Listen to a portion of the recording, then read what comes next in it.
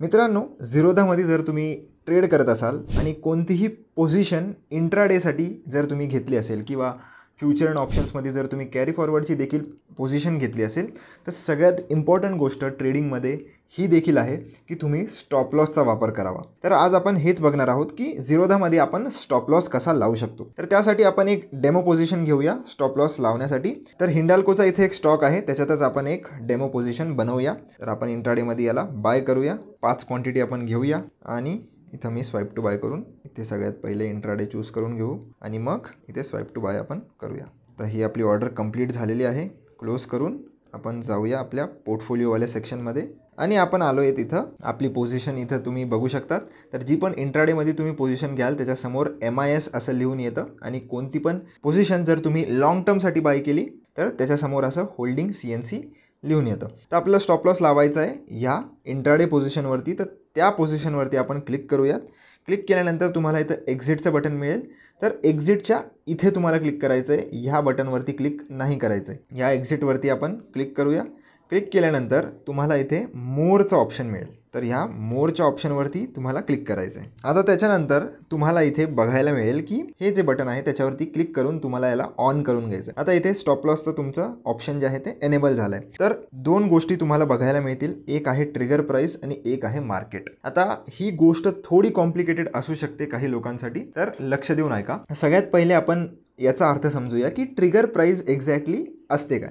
तर trigger price समजण्यासाठी मी तुम्हाला एक एक्झाम्पल देतो। अज्यूम करा की तुमच्याकडे एक गन किंवा पिस्टल आहे आणि तिच्याने तुम्हाला फायर करायचं आहे। तर फायर करायचा आहे तर त्यासाठी तुम्हाला काय करायला लागेल, त्यासाठी तुम्हाला ट्रिगर दाबायला लागेल। पण जेव्हापर्यंत तुम्ही ट्रिगर दाबत नाही तेव्हापर्यंत बुलेट त्याच्यातून बाहेर निघत नाही। तर हा जो ट्रिगर असतो जेव्हा तो प्रेस केला जातो तेव्हाच तुमची बुलेट जी आहे ती शूट होते। तर सेम क्रायटेरिया इथे देखील असतो।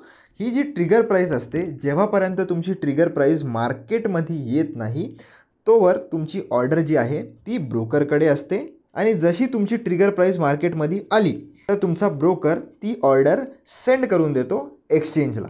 आता हे असतं ट्रिगर प्राइसचं काम। आता दुसरा ऑप्शन असतो इथे मार्केट आणि लिमिटचा। आता याच्यात डिफरन्स काय, तर मार्केट म्हणजे जी पण प्राइस इथे मार्केटमध्ये चालू असते, मोस्टली तुमची ऑर्डर जी आहे ती याच्याच जवळपास कुठेतरी पंच होते आणि जर तुम्हाला कोणत्या एक्झॅक्ट प्राइसवरती तुमची ऑर्डर एक्झिक्यूट करायची असेल तर मग तुम्हाला इथे क्लिक करून ही जी लिमिट प्राइस आहे ती सेट करायला लागेल। जसं मला असं हवं आहे की मी 671 वरती स्टॉक घेतला आहे, तर माझा जो स्टॉप लॉस मला हवा आहे की 668 रुपीजचा असायला हवा। एक्झॅक्टली ह्याच प्राइसवरती माझा जो स्टॉप लॉस आहे तो मला लावायचा आहे। आणि ट्रिगर प्राइस तुम्ही लिमिट प्राइसच्या सेम लावू शकता किंवा ट्रिगर प्राइसच्या थोड्यावरती तुम्ही लावू शकता। म्हणजेच आता इथे मी 668 हे दोन्ही सेम ठेवू शकतो किंवा ही जी ट्रिगर प्राइस आहे ती मी थोडी वरती ठेवू शकतो 10-20 पैशांनी। आता हे वरती ठेवायचं कारण काय किंवा याचं ॲडव्हान्टेज काय, याचं डिसॲडव्हान्टेज काय, तर जेव्हा पण मार्केट खाली येईल आणि आपला स्टॉप लॉस हिट होईल तर ही जी प्राइस आहे लिमिटवाली ती नंतर येईल। सगळ्यात पहिले जेव्हा मार्केट वरतून खाली पडेल तेव्हा 668.1 हा प्राइस आधी येईल आणि मग 668 येईल। तर तुमचा ट्रिगर प्राइस असा प्राइस असायला हवा की तो पहिले हिट झाला पाहिजे आणि तुमची ही जी लिमिटची ऑर्डर आहे ती एक्सचेंजला सेंड झाली पाहिजे। जर तुम्ही ट्रिगर प्राइस लिमिट प्राइसच्या खाली लावला तर ऑलरेडी हे तुम्हाला अलाउडच नसतं, तुम्ही ही ऑर्डर प्लेसच करू नाही शकणार। पण लॉजिकली पण तुम्ही समजा, जर तुम्ही ट्रिगर प्राइस लिमिट प्राइसच्या खाली लावला तर तुमचा जो लिमिट प्राइसची जी ऑर्डर जी मेन ऑर्डर आहे ती एक्सचेंजला सेंडच नाही होणार। ती कधी सेंड होईल, जेव्हा ऑलरेडी प्राइस खाली चालल्या गेलेला आहे आणि मग त्याचा काहीच फायदा होणार नाही। म्हणून तुम्ही एक गोष्ट लक्षात ठेवा की कधी पण ट्रिगर प्राइस आणि लिमिट प्राइस ही एकतर सेम लावा किंवा ही तुम्ही थोडी हलकी वरती लावू शकता जर तुम्ही बाय साईडच्या ट्रेडमध्ये स्टॉप लॉस लावत असाल तर। आय होप तुम्हाला ह्या गोष्टी क्लिअर झाल्या असतील। आता मी याला परत सेम वरती सेट करून देतो कारण तुम्हाला कन्फ्यूज नाही झालं पाहिजे। तर आपण ह्या दोन्ही गोष्टी सेट केल्या आहेत। आता आपण स्वाईप टू सेल जे आहेत त्याला राईट स्वाईप करूया आणि ही ऑर्डर आपली प्लेस झालेली आहे। आपण आता याला क्लोज करूया। क्लोज केलेलं आहे।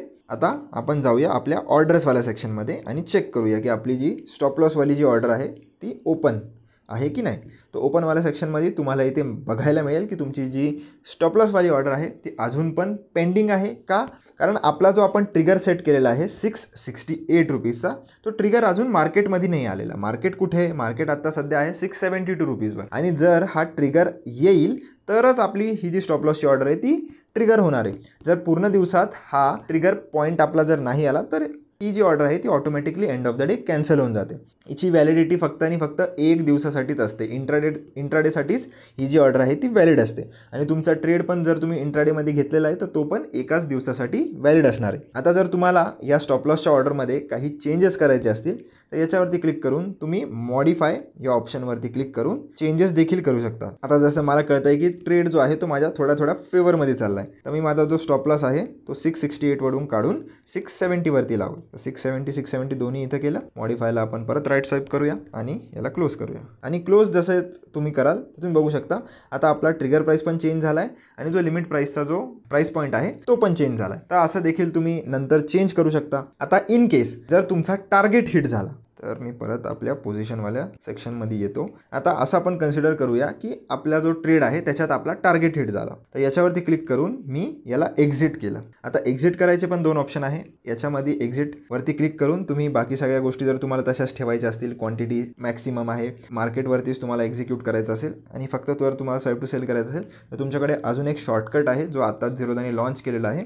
याच्यावरती क्लिक करून तुम्ही जर हा जो बटन आहे तो थोडा डार्क रेडमध्ये तुम्हाला दिसतोय त्याच्यावरती जर क्लिक केलं आणि कन्फर्मवरती जर तुम्ही क्लिक केलं तर विदिन अ सेकंड तुम्ही तुमचा ट्रेड जो आहे तो एक्झिट करू शकता. आणि आता अजून एक इम्पॉर्टंट गोष्ट की हा ट्रेड मी मॅन्युअली एक्झिट केला, पण माझी जी स्टॉप लॉसची ऑर्डर आहे ती अजून पण पेंडिंग आहे. ही ऑर्डर कॅन्सल झालेली नाही किंवा क्लोज झालेली नाही, तर ही ऑर्डर तुम्हाला इथे येऊन मॅन्युअली कॅन्सल करायला लागेल. जर तुम्ही हे करायचं विसराल तर अजून एक नवीन ट्रेड प्लेस होऊ शकतो जेव्हा हे ट्रिगर्स हिट होतील आणि त्याच्यामुळे तुम्हाला मोठा लॉस देखील होऊ शकतो. म्हणूनच दरवेळेस कोणताही ट्रेड जर तुम्ही मॅन्युअली एक्झिट केला तर दरवेळेस आपल्या ऑर्डर्सवाल्या सेक्शनमध्ये येऊन ओपनवाला सेक्शन चेक करायचं की कोणती आपली ऑर्डर ओपन तर नाही आहे ना, तर हिला आपण कॅन्सल करून टाकूया आणि येसवरती क्लिक करून आता आपलं सगळं काम झालेलं आहे. आपला ट्रेड देखील क्लोज झालेला आहे. आपली जी स्टॉप लॉसची ऑर्डर होती ती देखील आपण क्लोज केलेली आहे मॅन्युअली. जर इन केस असं झालं असतं की आपली स्टॉप लॉसची ऑर्डर ट्रिगर होऊन आपला स्टॉप लॉस हिट झाला असता तरी पण आपला ट्रेड जो आहे तो क्लोज झाला असता. तर याच प्रकारे मित्रांनो तुम्ही स्टॉप लॉस लावू शकता तुमच्या ट्रेड्सवरती. मी तुम्हाला इक्विटीचं एक्झाम्पल दिलं, ऑप्शन्समध्ये पण तुम्ही सेम करू शकता, फ्युचर्समध्ये पण तुम्ही सेम करू शकता. होप तुम्हाला हा व्हिडिओ आवडला असेल. व्हिडिओ जर आवडला आहे तर मला कमेंट सेक्शनमध्ये जरूर सांगा. काही डाऊट असतील ते पण तुम्ही कमेंट सेक्शनमध्ये विचारू शकता. चॅनलला सबस्क्राईब जरूर करा. भेटूया अशाच एक व्हिडिओमध्ये. धन्यवाद.